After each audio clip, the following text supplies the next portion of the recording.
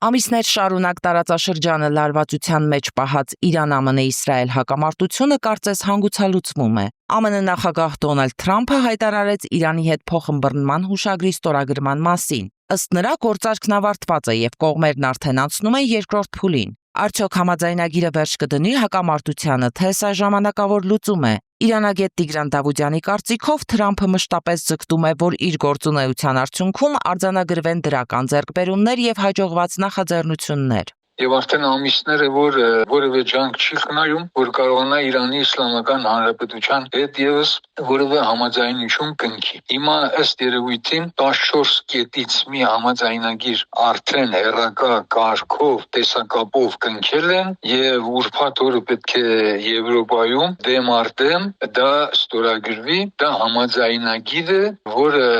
հաջողության դեպքում 60 օր հետո պետք է վերածվի պայմանագրի։ Իրանագետի խոսքով չի բացառվում, որ պայմանագրի ստորագրման արարողությանը ներկա լինի նաև Դոնալդ Թրամփը։ Ըստ նրա, ԱՄՆ նախագահի ուշադրության կենտրոնում է նաև Լիբանանի շուրջ ձևավորված իրավիճակը։ Թրամփը ցանկանում է այդ հարցի շուրջ եւս համաձայնության գալ։ Մենք արդեն հենց երկու առաջ նկատեցինք, հենց որ Միացյալ Նահանգներ Իրան համաձայնագրի լուրը հրապարակվեց, Իսրայելը դարձյալ ռմբակոծեց Բեյրութի շիա բնակ հատվածը Զահեղը, որը նաև Միացյալ Նահանգների նախագահի խիստ զայրույթի պատճառ դարձավ։ Իրանագետի գնահատմամբ, թեև այս հարցում լավատեսության հիմքեր կան, սակայն գործընթացը կարող է բախվել խոչընդոտների ինչպես Իսրայելից եւ ԱՄՆ-ից, այնպես էլ հենց Իրանից։ Անդրադառնալով Իրանի միջուկային ծրագրին, Դավուդյանը հիշեցնում է, Թրամփը դեռևս 2018 թվականին քննադատում էր Բարաք Օբամայի վարչակազմին Ուրանի հարցով վատ համաձայնագիր կնքելու համար,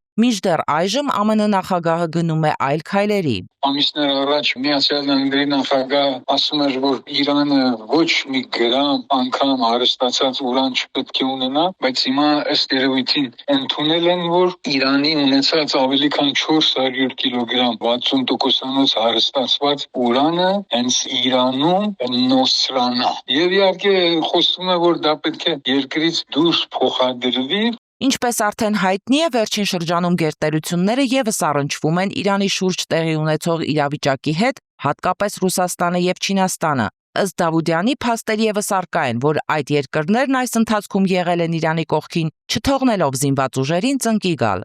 Լիլիթ Աբրահամյան, Հռիփսիմե Ղազարյան, Ռադար Արմենիա։